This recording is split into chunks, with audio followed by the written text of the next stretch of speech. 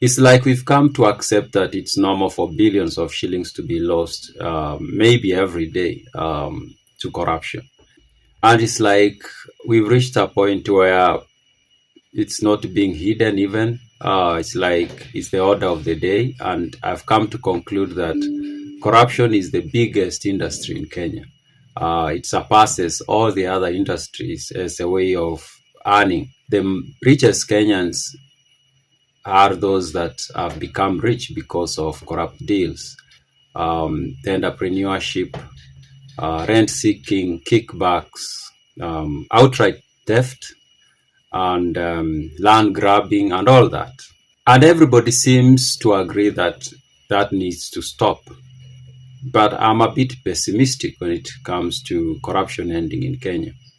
And that's because most of us are hypocrites. Most of those people who are talking about corruption are hypocrites. Those who are accusing others of corruption are hypocrites. Those who are corrupt today, tomorrow will be out of power and they will be accusing others of corruption. Those who were corrupt when they were in power today are the ones accusing those in power of corruption. And the cycle goes on. And it's even worse than that. Even when you come a little bit lower, the people making the loudest noise about corruption in government often are corrupt themselves. It will be the guy who is a traffic officer taking bribes every day, but he will be the one saying, oh, this government is corrupt.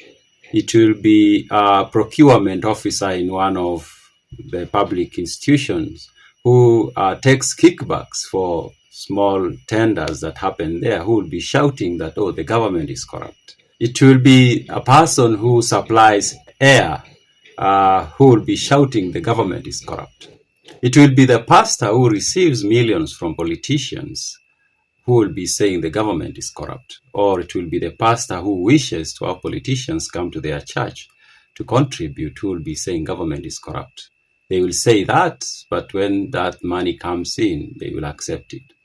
It will be the person who is yet not engaged in corruption, but not because they are of upright morals, but simply because they have not had the opportunity. That's most of Kenyans, I think. When a Kenyan tells you this and this person is corrupt, you'll be like, yeah, maybe you are different, but more likely if you get the same opportunity, you are likely to practice exactly the same. So you are not saying that out of deep belief that corruption is bad. You are saying it out of, I'm not the one doing it today, so it's bad. It will be the person who queues when a politician is in town or in the village, queues to receive 500 shillings. That's the person who will be saying the government is corrupt. And I will say the mother of all corruptions happens during elections. And it could be the root cause of the major corruption that goes on in Kenya. Until we Kenyans have a candid conversation around the question of money used in campaigns, we should not talk about fighting corruption, because that's the root cause of most corruption scandals. It doesn't make sense that a candidate is going to spend close to 20 billion shillings in a campaign to become the president, or maybe a billion or 2 billion to become a governor. But then when you do your calculations about the salary that you're going to get as a president, it's not more than 200 million in 5 years. Where is that 20 billion coming from?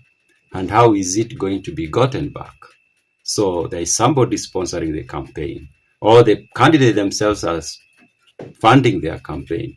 But that money has to come back. And how does it come back? Through corrupt deals in government. So until we Kenyans have a conversation around how are political campaigns funded, who funds them, what is their interest, and how are they paid back, and how much is spent, then we are not dealing with the root cause of corruption. So the problem of corruption in Kenya is largely hypocrisy, if you ask me. Everybody is shouting corruption, corruption, but they are corrupt themselves. Everybody is shouting corruption, corruption, but they are participating in it. Everybody is shouting corruption, corruption, but they are not willing to tackle the real causes of that corruption. Everybody is shouting corruption, corruption, because they are not part of it, not because they themselves believe that it's actually bad and nobody should do it, including myself.